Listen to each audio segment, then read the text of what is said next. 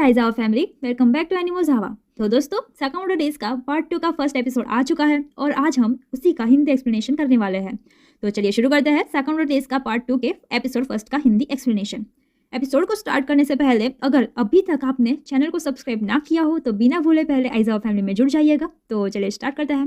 Episode की शुरुआत में हमें फ्लैशबैक दिखाया जाता है जिसमें शिन साकामोटो के बारे में बताता है कि वो कैसे बड़े लेजेंड था, अचानक से उन्हें प्यार हो गया, वो रिटायर्ड हो गए, लेकिन अभी तक हिटमैन लगातार उनको मारने पर तुले है।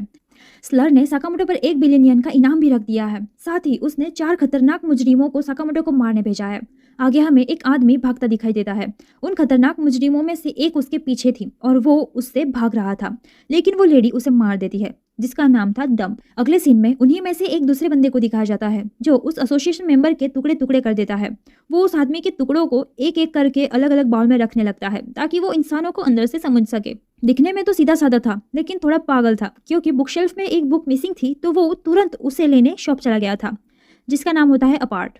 आगे हमें तीसरा बंदा दिखाया जाता है जिसका नाम था मिनिमलिस्ट, जो अपनी मुट्ठी में इंसान के शरीर को दबाकर छोटी बॉल बना देता है।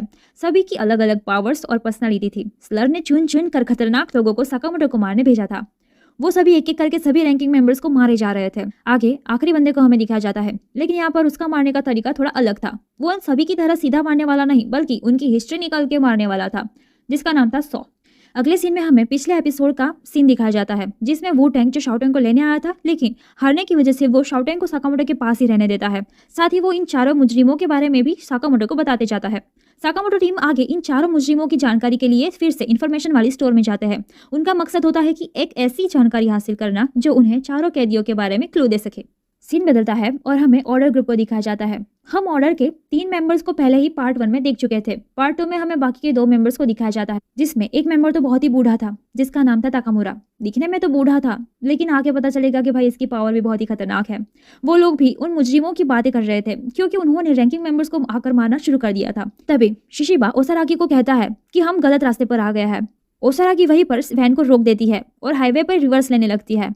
शिशिबा उसे बोलता है कि हाईवे पर ऐसे रिवर्स नहीं लिया करते, लेकिन वो सही रास्ते पर ले आती है। आगे हियो सभी को कह रहा होता है कि वो मुजरिम कैसे भी हो, लेकिन मेरे इलाके में अगर उन्होंने प्रॉब्लम खड़ी की तो उसे मरना पड़ेगा। शिशिबा स्लर की बात करते कहता है कि इस बंदे का तो कुछ समझ ही नहीं आ रहा है, मन चाहे किसी को भी मारे जा रहा है, पता नहीं चाहता क्या है ये। ओसारागी उसे कहती है कि जिसका ज़मीर मर जाता है वो किसी की भी जान ले सकता है, उसे कोई फर्क नहीं पड़ता। तभी ताकामुरा के सामने एक मक्खी आ जाती है। शिशिबा सभी को झुकने बोलता है और अचानक से ताकामुरा सिर्फ उस मक्खी को मारने के लिए पूरी वैन का ऊपरी हिस्सा तलवार से काट देता है। तभी शिशिबा और नागुमो कहता है कि हमारे पास भी एक ऐसा इंसान है जो किसी को मारने से पहले नहीं सोचेगा। सीन चेंज हो जाता है और हमें साकामोटो टीम को दिखाया जाता है जो उन क्रिमिनल्स की मूवी देख रहे होते हैं, लेकिन साकामोटो तो यहाँ पर 3-4 डब्बा पॉपकॉर्न खाकर सो गया होता है। अगले सीन में हमें हाइसुके को दिखाया जाता है जो कि साकामोटो पर अपनी गन से एम कर रहा था और अचानक से उस पर गोलियों की बौछार कर देता है। लेकिन यहाँ पर साकामोटो और हाइसुके सिर्फ स्ट्रेंथ बढ़ा रहे थे। हाइसुके को साकामोटो के साथ ट्रेनिंग करने में बहुत मजा आ रहा था। तभी वहाँ शिन की एंट्री होती है और वो साकामोटो को कहता है कि जितनी ट्रेनिंग करनी है कर लो, लेकिन लास्ट में तो तुम मरने ही वाले हो। शिन अचानक से साकामोटो पर चाकू से वार कर देता है, लेकिन साकामोटो उस वार को रोक लेता है। वो शिन नहीं बल्कि नागुमो था। आगे नागुमो साकामोटो से कहता है कि तुम उन मुजरिमों को ढूंढ रहे हो है ना, लेकिन हम ऑर्डर भी उन्हीं के पीछे पड़े हैं, तो तुम जैसे स्टोर वाले बंदे को उन्हें ढूंढने की जरूरत नहीं है, हम अपना काम कर लेंगे। लेकिन साकामोटो को स्लर के बारे में जानने के लिए उन चारों को पकड़ना जरूरी था। तभी नागुमो उन मुजरिमों ने बनाई गई रैंकिंग लिस्ट दिखाता है जिसमें साकामोटो का रैंक बी था, यानी आसान शिकार। साकामोटो ये सुनकर गुस्सा हो जाता है, लेकिन नागुमो साकामोटो को अपना रैंक बताता है कि मैं तो एस रैंक वाला हूँ, तो वो और ज्यादा नाराज हो जाता है। सीन बदलता है और हमें शाओटेंग और शिन को दिखाया जाता है जो स्टोर में सामान लेने आए थे। शिन दीवार में लगाने सीमेंट लेने आया था क्योंकि स्टोर की दीवार में अचानक से छेद पड़ रहे थे, लेकिन उन्हें नहीं पता था कि यह साकामोटो और हाइसुके की ट्रेनिंग की वजह से थे। शाओटेंग वहां रखी सभी बिल्लियों को देखकर बहुत खुश हो जाती है। तभी शिन उसे कहता है कि वो क्रिमिनल्स खुले आम घूम रहे हैं तो हमें सावधान रहने की जरूरत है, लेकिन शाओटेंग उसे कहती है कि साकामोटो के रहते हमें कुछ नहीं होगा। शिन खुद को लेकर थोड़ा डिसअपॉइंट था क्योंकि वो साकामोटो के कोई काम नहीं आ पा रहा था, ना कि किसी की सही तरीके से हेल्प कर पा रहा था। वो कहता है कि हमें और ताकतवर बनना पड़ेगा, लेकिन दूसरी तरफ तो शाओटेंग उन कैट्स के साथ खेलने में बिजी थी। वो शिन की कोई बात नहीं सुन रही थी। तभी वहाँ की लेडी वर्कर आती है और वो शिन को कहती है कि हमारे पास एक छोटा सा पपी भी है, लेकिन वो मना कर देता है। वो वर्कर उसे कहती है एक बार उसे देख तो लो, कितना क्यूट पपी है। उस पपी को देखते ही वो भी शाओटेंग की तरह ही उनके साथ खेलने चला जाता है। अचानक से सभी पेट्स और एनिमल्स डर जाते हैं और गुर्राने लगते हैं। वहाँ चारों क्रिमिनल्स में से एक की एंट्री होती है जो था सॉ।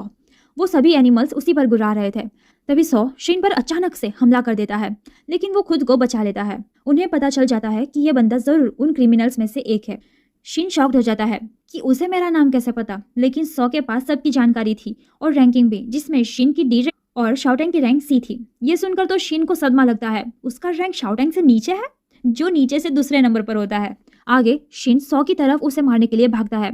वो अपनी साइकिक एबिलिटी से सौ का वार रोक लेता है और उसे एक जोरदार किक मारता है। सौ अपने हथियार पर रस्सी बांधकर उन दोनों पर हमला कर देता है। वो उन दोनों पर वार करने जाता है, लेकिन शीन और शाओटेंग खुद का बचाव कर लेते हैं। दोनों उसे मारने के लिए भागते भागते हथियार ढूंढ रहे होते हैं, लेकिन उन्हें कुछ नहीं मिलता। तभी शीन शाओटेंग को सौ के वार से बचाने जाता है और उसे चोट लग जाती है।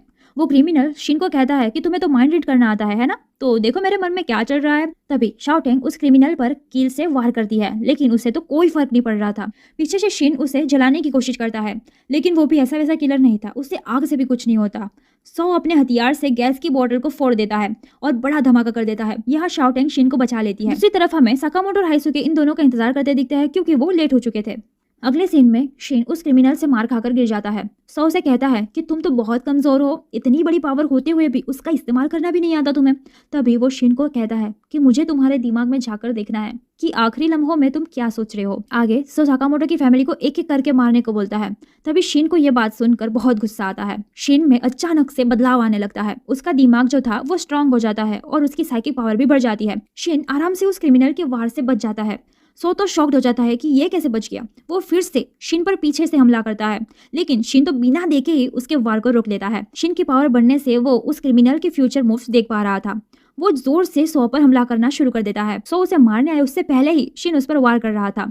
सौ को पता लग जाता है कि ये बदल चुका है और उसे पहले ही मेरे मूव्स का पता चल रहा है। सौ उसे फिर से मारने आता, लेकिन यहाँ पर शीन बेहतरीन तरीके से उसके मूव्स को रीड करके उसके मारने से पहले ही वो सौ को एक जोरदार पंच मार के उसका मुंह तोड़ देता है। और आगे शीन उसे कहता है कि अब मेरी पावर्स बढ़ चुकी है, तुम मेरे करीबी को कुछ भी नहीं कर पाओगे। और यहाँ हमारा फर्स्ट एपिसोड खत्म हो जाता है। आइज़ावा फैमिली फर्स्ट एपिसोड में ही हमें गजब की फाइट देखने को मिल गई। पता नहीं अब आगे क्या क्या बड़े धमाकेदार सीन होने वाला है, तो नेक्स्ट एपिसोड मिस मत करना। और हाँ, वीडियो को लाइक कर देना और आइज़ावा फैमिली में जुड़ने यानी सब्सक्राइब करना मत भूलना। तो मिलते हैं नेक्स्ट वीडियो में। Bye bye.